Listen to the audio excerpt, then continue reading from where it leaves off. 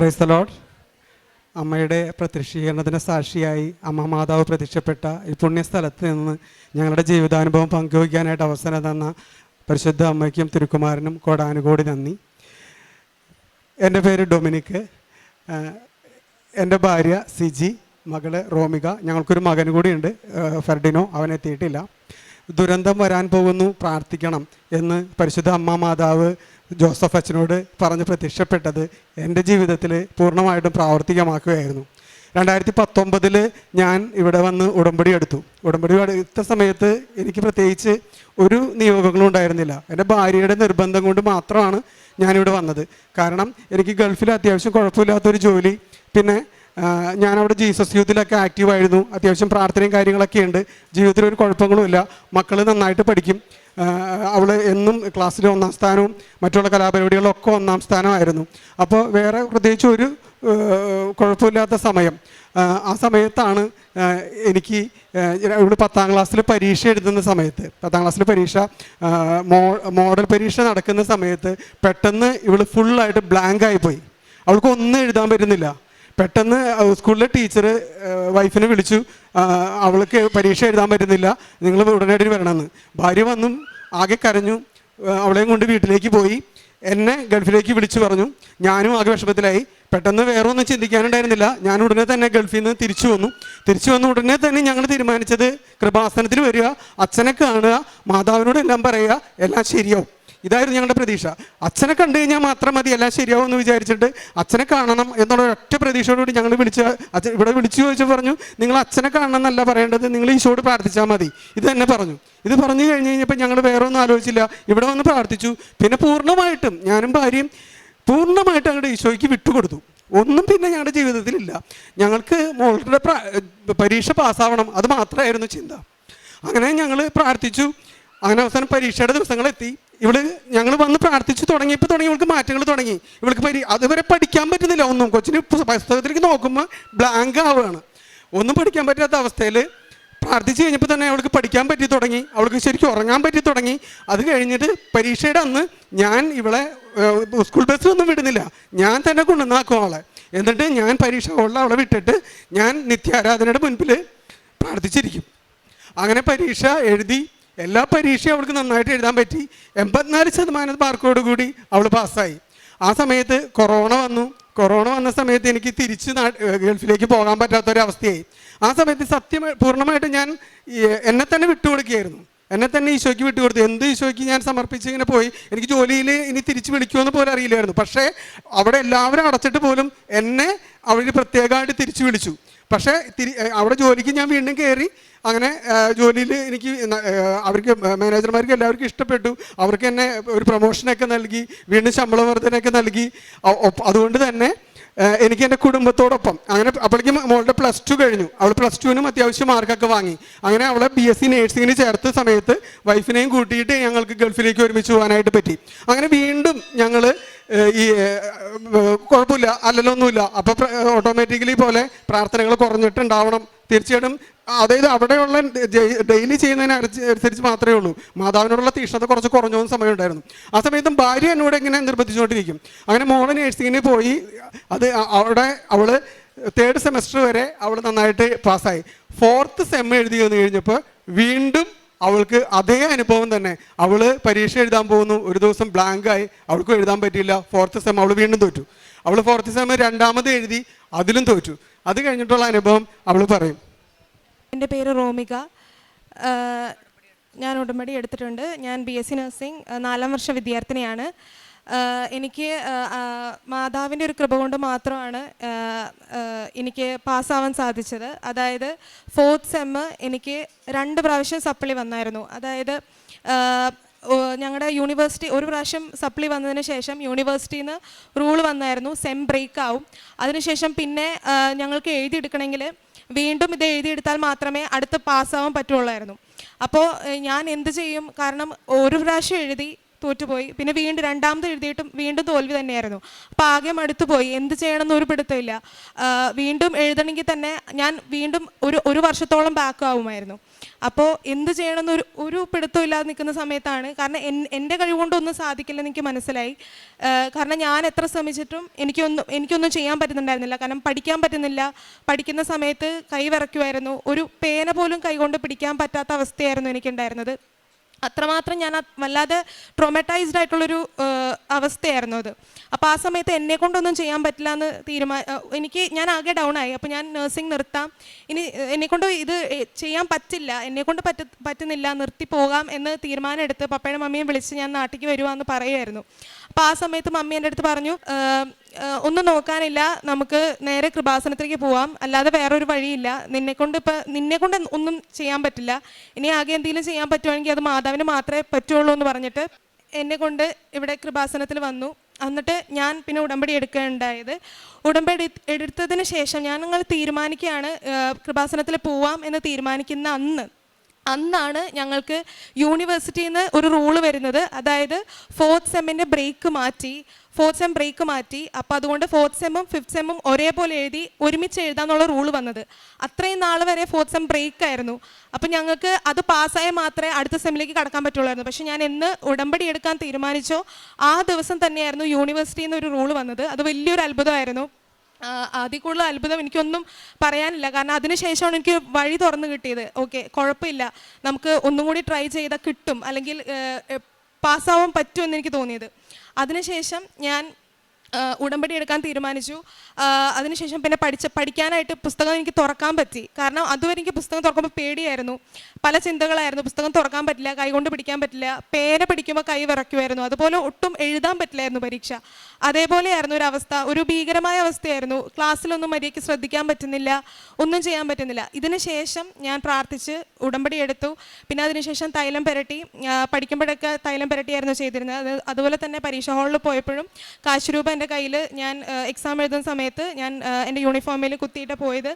അതുപോലെ തന്നെ ഉടമ്പടി തൈലം പുരട്ടി ഇതെല്ലാം ചെയ്തിട്ടാണ് മാതാവിൻ്റെ കൂടെ ചേർന്നാണ് ഞാൻ പരീക്ഷയ്ക്കായിട്ട് ഹാളിൽ പോയത്. അപ്പോൾ എനിക്ക് 4th ഉം 5th ഉം ഒരുമിച്ച് എഴുതാനായിട്ടുള്ള ഒരു വലിയ ചാൻസും കിട്ടി. അതുപോലെ തന്നെ എൻ്റെ പരീക്ഷ പേടി മാറി.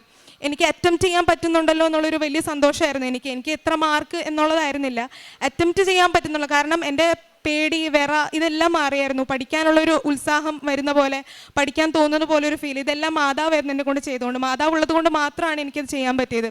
അപ്പോൾ അതിനുശേഷം ഞാൻ ഇതെല്ലാം ചെയ്തിട്ടാണ് ഞാൻ പഠിച്ചത്. അതിനുശേഷം റിസൾട്ട് വന്നു. അപ്പോൾ 4th ഉം 5th ഉം എനിക്ക് ഒരുമിച്ച് ഞാൻ പാസ്സാവുകയും ചെയ്തു. അതും നല്ല മാർക്കോടുകൂടി എനിക്ക് പാസ്സാവാൻ സാധിച്ചു. അതൊരു വലിയൊരു അനുഗ്രഹമായിട്ടാണ് ഞാൻ കാണുന്നത്. ഇപ്പോൾ എനിക്ക് അടുത്തത് 6th സെം എഴുതാൻ പോകുന്നതേ ഉള്ളൂ. അതിനുവേണ്ടി ഞാൻ ഒരുങ്ങിക്കൊണ്ടിരിക്കുകയാണ്. ഇനിയും ഉടമ്പടി തന്നെ നിൽക്കാനും ഉടമ്പടി തന്നെ ജീവിക്കുവാനാണ് ഞങ്ങളെല്ലാവരും ആഗ്രഹിക്കുന്നത്. ഇനിയുള്ള എക്സാമുകളെല്ലാം മാതാവിൻ്റെ കയ്യിൽ പൂർണ്ണമായിട്ട് ഏൽപ്പിച്ചേക്കാണ്. കാരണം മാതാവിനെ കൊണ്ട് മാത്രമേ എന്തെങ്കിലും ചെയ്യാൻ പറ്റുള്ളൂ.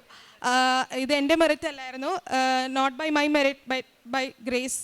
അതായിരുന്നു, ആ ഒരു വിശ്വാസത്തിലാണ് മുന്നോട്ട് പോയിക്കൊണ്ടിരുന്നത്. ഇത്രയും വലിയ അനുഗ്രഹം തന്ന മാതാവിനും യേശുവിനും കൂടാനുകൂടി നന്ദി. ഞാൻ പറയുമായിരുന്നു, എൻ്റെ ജീവിത പങ്കാളിക്ക് എൻ്റെ ഒപ്പം തന്നെ എന്നെ ഈ ഉടമ്പടിയിലേക്ക് കൊണ്ടുവന്നതും ഞാൻ ഉടമ്പടി എടുത്ത അന്ന് മുതൽ എൻ്റെ ഒപ്പം തന്നെ എൻ്റെ കൂടെ പ്രാർത്ഥിക്കുകയും ചെയ്യുമായിരുന്നു. അപ്പോൾ അവൾക്ക് കിട്ടിയ അനുഭവം അവൾ തന്നെ പറയും. അമ്മയുടെ പ്രത്യക്ഷീകരണത്തിൻ്റെ സാക്ഷിയാക്കി മാറ്റിയതിന് അമ്മയ്ക്ക് തിരുക്കുമാരനും കൂടാനുകൂടി നന്ദി പറയുന്നു. എൻ്റെ പേര് സിജി. ഹസ്ബൻഡിൻ്റെ ഉടമ്പടിയിൽ ഒപ്പം നിന്ന് പ്രാർത്ഥിച്ചതിൻ്റെ ഫലമായിട്ട് സമയച്ചുരുക്കത്തിൻ്റെ മാതാവ് എൻ്റെ 15 വർഷം പഴക്കമുള്ള തലവേദനയും ഇയർ ബാലൻസും ഗ്യാസ് ട്രബിളിൻ്റെ ബുദ്ധിമുട്ടും എല്ലാം നേർച്ച വസ്തുക്കൾ ഉപയോഗിച്ചതിൻ്റെ ഫലമായി പല ഹോസ്പിറ്റലുകളും കയറി ഇറങ്ങി നടക്കുമെങ്കിലും മരുന്ന് കഴിച്ചെങ്കിലും ഒരു കുറവുണ്ടായിരുന്നില്ല. അപ്പം അതിനുശേഷം നേർച്ച വസ്തുക്കൾ ഉപയോഗിച്ചതിൻ്റെ ഫലമായിട്ട് ഉടമ്പടി എടുത്ത് ചെയ്തതിൻ്റെ ഫലമായിട്ട് എൻ്റെ എല്ലാ അസുഖങ്ങളും അമ്മ മാതാവ് എടുത്തു മാറ്റി തന്നു. അതിനുശേഷം എപ്പോഴും ഈ ഒരു വർഷമായിട്ട് ഞങ്ങൾക്കിടെ ജീവിതത്തിൽ ഒരു അസുഖങ്ങളൊന്നും വരാറില്ല. എല്ലാ ദിവസവും ഉടമ്പടി തൈലം പുരട്ടുകയും ഉപ്പ് ഭക്ഷണത്തിൽ പാചകം ചെയ്യുമ്പോൾ ഇടും. അതിൻ്റെ ഫലമായിട്ട് ഒരസുഖവും ഞങ്ങൾക്ക് വരാറില്ല. അതുപോലെ തന്നെ എല്ലാ ദിവസവും എഴുന്നേൽക്കുമ്പോൾ മനസ്സിന് ഒരു എന്തെങ്കിലും ഒരു പ്രശ്നങ്ങളൊക്കെ വരുമ്പോൾ ഉടമ്പടിയിലാണെന്നുള്ള ഒരു ഇതുള്ളപ്പോൾ സന്തോഷവും സമാധാനവും അപ്പം തന്നെ കുടുംബത്തിലുണ്ടാവും. അതിനുശേഷം എല്ലാവരും ഉടമ്പടിയിലാണ്. ഇനിയുള്ള ജീവിതകാലം മുഴുവനും ഞങ്ങൾ ഉടമ്പടിയിലായിരിക്കുമെന്ന് മാതാവിൻ്റെ മധ്യസ്ഥതയിൽ ഞങ്ങൾ തീരുമാനിച്ചിരിക്കും. അതുപോലെ കാരുണ്യ പ്രവർത്തികളായിട്ട് ഞങ്ങൾ പ്രേക്ഷിത പ്രവർത്തനം ഞങ്ങൾ ഇവിടെ നിന്ന് കിട്ടുന്ന പത്രങ്ങളെല്ലാം ഇവിടെ വിതരണം ചെയ്യാറുണ്ട്. അതുപോലെ തന്നെ ഗൾഫിലേക്ക് പല ഭാഷകളിൽ ഹിന്ദിയിലും ഫിലിപ്പീൻസിനുള്ള ഭാഷകളിലൊക്കെ പോയി ഞങ്ങൾ കുടുംബസമേതം തന്നെ ഞങ്ങൾ വിതരണം ചെയ്യാറുണ്ട്. പിന്നെ കാരുണ്യ പ്രവർത്തനമായിട്ട് ഗൾഫിൽ GCUത്തിൻ്റെ പ്രവർത്തനത്തിൻ്റെ ഒപ്പം തന്നെ കാണുന്ന രോഗികളെ കാണാൻ സന്ദർശിക്കാനൊക്കെ പോകാറുണ്ട്. അവർക്ക് വേണ്ട സാമ്പത്തിക സഹായങ്ങൾ ചെയ്തു കൊടുക്കാറുണ്ട്. നാട്ടിലേക്ക് വരുമ്പോൾ നാട്ടിലും രോഗികളെ സന്ദർശിക്കാനും വേണ്ട സാമ്പത്തിക സഹായങ്ങളൊക്കെ ചെയ്തു കൊടുക്കാനായിട്ട് സാധിക്കും. ഞങ്ങൾക്ക് കിട്ടിയൊരു വലിയ അനുഗ്രഹം എന്ന് പറഞ്ഞാൽ ഞങ്ങൾക്ക് ഞാൻ GCUത്തിൽ ഉണ്ടായിരുന്നെങ്കിൽ പോലും കുടുംബമായിട്ട് ഇപ്പോൾ ഞങ്ങൾ GCUത്തിൻ്റെ ഫാമിലി കോർഡിനേറ്ററാണ്. അപ്പോൾ ഒരുപാട് യുവ കുടുംബങ്ങളെയൊക്കെ ദൈവത്തിലേക്ക് അടുപ്പിക്കാനുള്ള ഒരു കാരുണ്യം കൂടി ഞങ്ങൾക്ക് ലഭിക്കുന്നുണ്ട്. ഇത്രയും വലിയ അനുഗ്രഹം എനിക്കും എൻ്റെ കുടുംബത്തിനും നൽകിയ പരിശുദ്ധ ദൈവമാതാവിനും ഈശോയ്ക്കും കോടാനുകോടി നന്ദി പറഞ്ഞുകൊണ്ട് നിർത്തുന്നു. എല്ലായിടത്തും വൻ കാര്യങ്ങൾ ചെയ്യുന്ന സകലത്തിൻ്റെയും ദൈവത്തെ വാഴ്ത്തുക. അവിടുന്ന് നമ്മെ ജനനം മുതൽ ഉയർത്തുകയും കാരുണ്യപൂർവ്വം നമ്മോട് വർത്തിക്കുകയും ചെയ്യുന്നു. പ്രഭാഷകൻ്റെ പുസ്തകം 50-ാം അധ്യായം 22-ാം വചനമാണ്. ഉടമ്പടി എന്നത് ദൈവത്തോടുള്ള ഒരു വിശ്വാസ ബന്ധമാണ്, ഒരാത്മീയ ബന്ധം, ഒരു ജീവിത രീതി. വൻ കാര്യങ്ങൾ ചെയ്യുന്ന ദൈവത്തോട് നന്ദി ചൊല്ലി മഹത്വപ്പെടുത്തുകയാണ് നാം ഓരോ സാക്ഷ്യത്തിലും കാണുന്നത് കേൾക്കുന്നതും. ഉടമ്പടിയിൽ പരിശുദ്ധ അമ്മയെപ്പോലെ നമ്മുടെ ജീവിതത്തിൽ ദൈവഹിതം നിറവേറട്ടെ എന്ന് ഏറ്റുചൊല്ലുമ്പോൾ പരിശുദ്ധ അമ്മയുടെ മധ്യസ്ഥതയിൽ എപ്പോഴും നന്ദിയോടും വിശ്വാസത്തോടും വിശ്വസ്തയോടും കൂടിയുള്ള ജീവിക്കാനുള്ള ഒരു കൃപയാണ് ഉടമ്പടി മക്കളുടെ ജീവിതത്തിൽ നമുക്ക് ലഭിക്കുന്നത്. അങ്ങനെയുള്ള ഒരു ദൈവകൃപയുടെ ദൈവാനുഗ്രഹത്തിൻ്റെ ഒരു വലിയ സാക്ഷ്യമാണ് ഡൊമിനിക് ടിയെ ആൻഡ് ഹിസ് ഫാമിലി നമ്മളോട് ഷെയർ ചെയ്തത്. കൃപാസനത്തെ പറ്റി വരാനുള്ള സാഹചര്യം നമ്മോട് പറഞ്ഞു കഴിഞ്ഞു.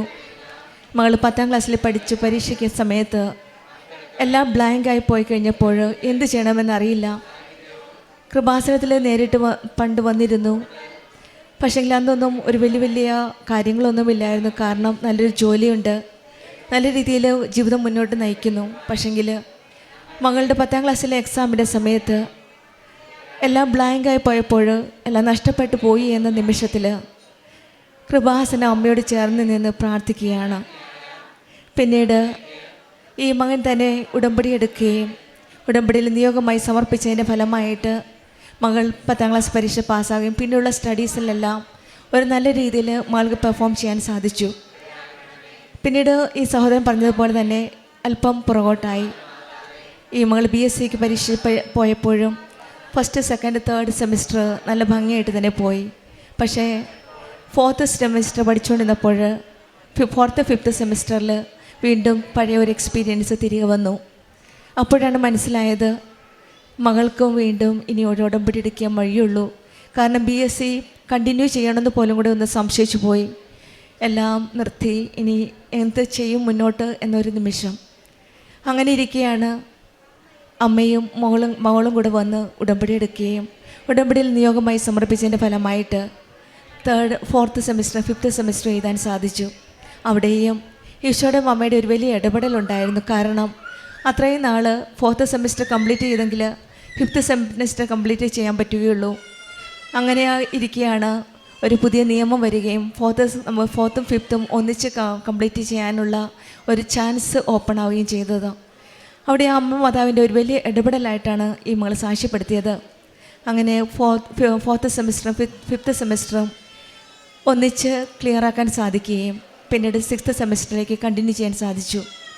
ഇവിടെയെല്ലാം നാം കാണുന്നത് നമുക്കൊരു മെറിറ്റും ഇല്ലാത്തപ്പോൾ നമ്മുടെ കഴിവില്ല. ആ മകൾ പറഞ്ഞ അങ്ങനെയാണ്, എൻ്റെ കഴിവിൽ ഇനി ഒന്നും നടക്കില്ല, എനിക്കിനി സാധിക്കില്ല, പഠിത്തം നിർത്തണം, എന്നെക്കൊണ്ടൊന്നും പറ്റില്ല എന്ന് മകൾ അച്ഛനോട് ഫോൺ വിളിച്ച് പറഞ്ഞപ്പോൾ ഈ അച്ഛൻ മകളോട് പറഞ്ഞത് ഉടമ്പടി എടുക്കുക എന്നാണ്.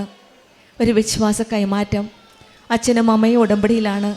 അപ്പോഴും മോളോടും പറഞ്ഞത് ഞങ്ങൾക്കിനി ഒന്നും ചെയ്യാനില്ല, മോളുടെ കാര്യം മോൾ കൂടെ പ്രാർത്ഥിക്കണം, ഉടമ്പടി എടുക്കണം.